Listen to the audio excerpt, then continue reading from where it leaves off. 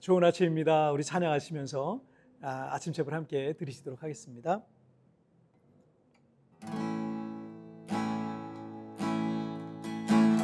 사랑하는 나의 딸아,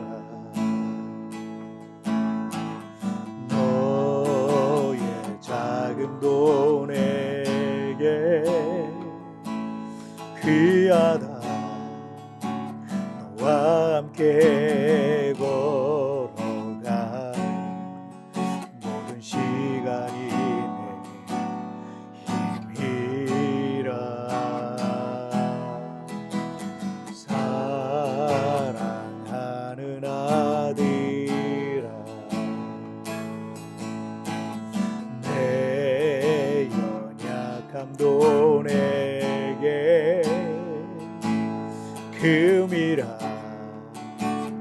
너로 인해 잃어버린 나의 양들이 돌아오리라.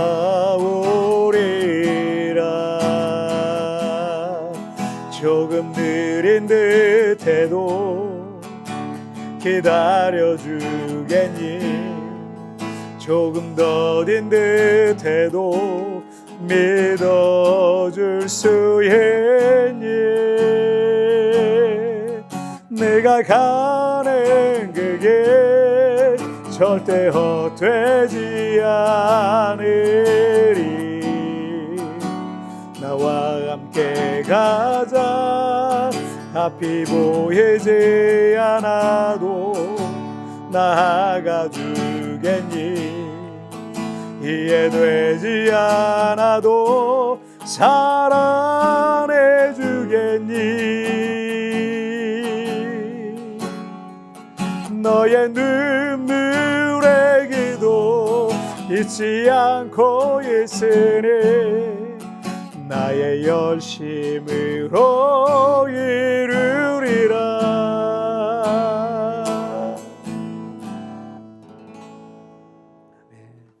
자, 우리 같이 기도하겠습니다. 하나님 아버지, 감사합니다. 오늘도 하나님은 깨어서 지금도 일하고 계시는 우리의 아버지, 우리의 하나님이신 줄 믿습니다. 우리도 하나님 앞에 영적으로 깨어있는 한 사람이 되게 하여 주셔서 우리를 통해 가정을, 또 교회를, 세상을 살리고 고치는 그런 삶을 살아가게 하여 주옵소서. 오늘도 우리 주님 이 자리에 함께 하실 줄 믿사오며 예수님의 이름으로 기도하옵나이다.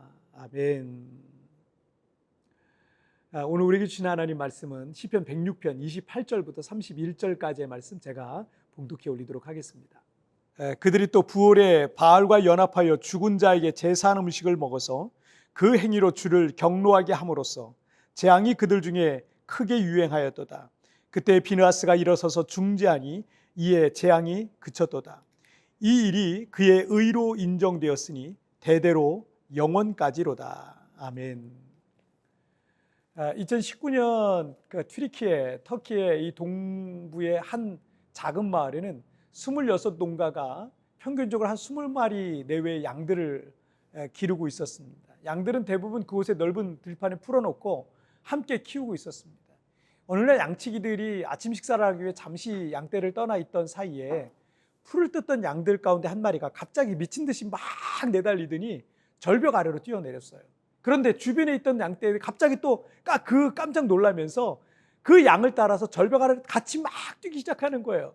결국 그 양을 따라서 450여 마리의 양들이 몰사했어요. 절벽에 떨어져서. 그 이유는 알 수 없습니다.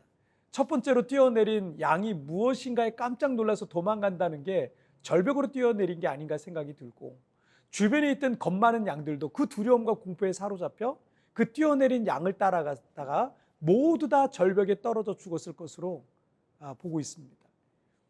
성경에서 우리 사람을 양으로 많이 비유하는데 사람도 양들처럼 이렇게 어리석음에 빠질 때가 있습니다. 나치의 히틀러라는 악마 한 사람의 그 선동에 모든 독일 사람들이 열광했고 역사상 가장 많은 사람이 생명을 잃게 되는 2차 세계대전이 벌어졌고요. 무고한 유대인 600만 명도 살해되었던 겁니다. 그래서 누군가 한 사람이 깨어 있어야 됩니다.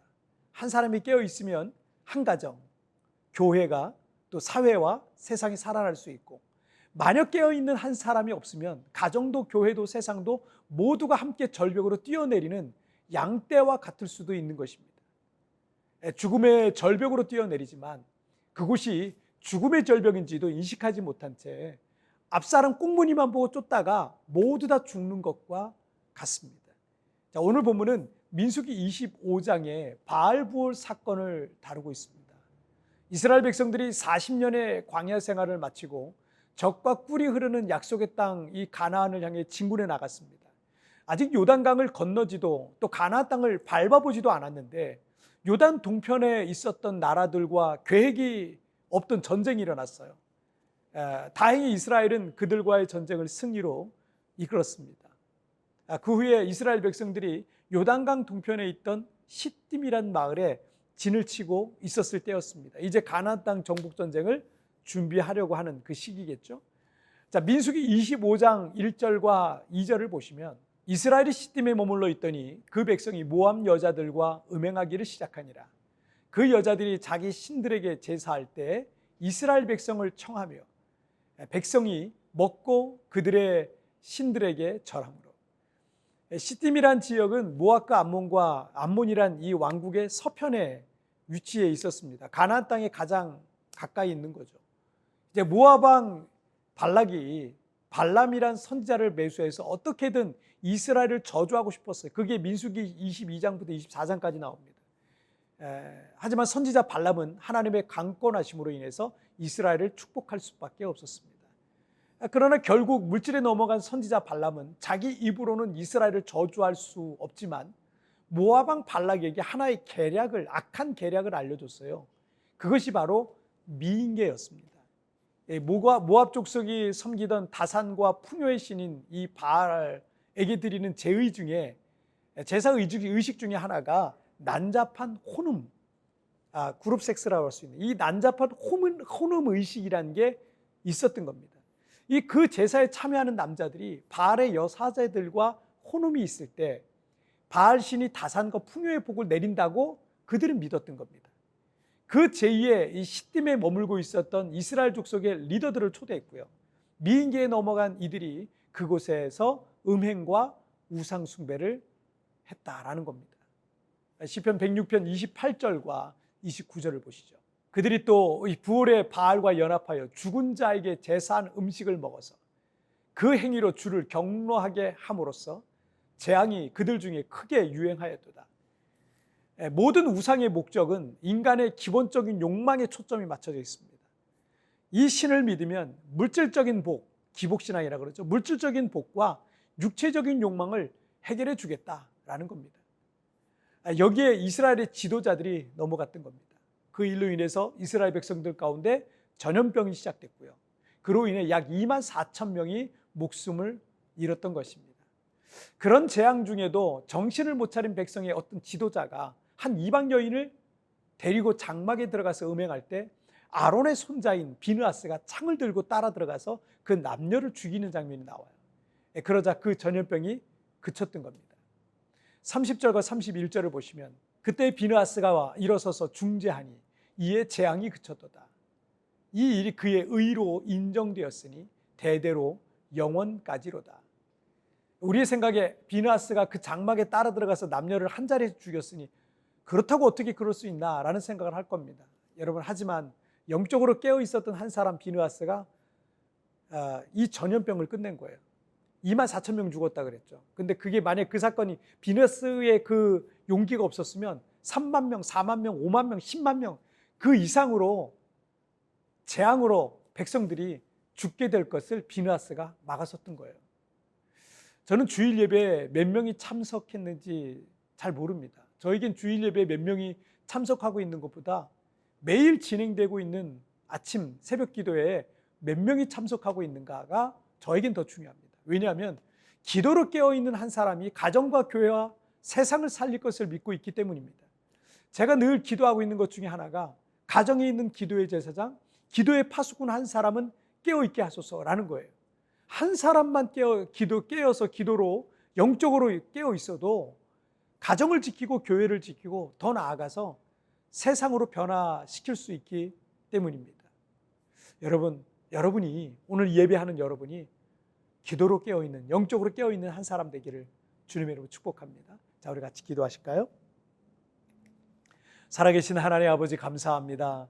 오늘도 내가 그 사람 되길 원합니다. 하나님은 지금도 깨어있는 한 사람, 기도로 깨어있는 한 사람, 영적으로 깨어있는 한 사람, 믿음으로 깨어있는 한 사람을 지금도 찾고 계시는데, 오늘 이 자리에서 예배하고 있는 우리가 하나님 나라의 가치를 갖고 있고 성경적 가치를 갖고 있는 믿음으로 깨어있는 한 사람이 되게 하여 주옵소서. 영적으로 무지하고 잠자고 있는 나의 모습 하나님 깨워주셔서 하나님 앞에 다시 한번 오늘 믿음으로 살아갈 수 있도록 도와주옵소서. 감사하며 예수님의 이름으로 기도하옵나이다.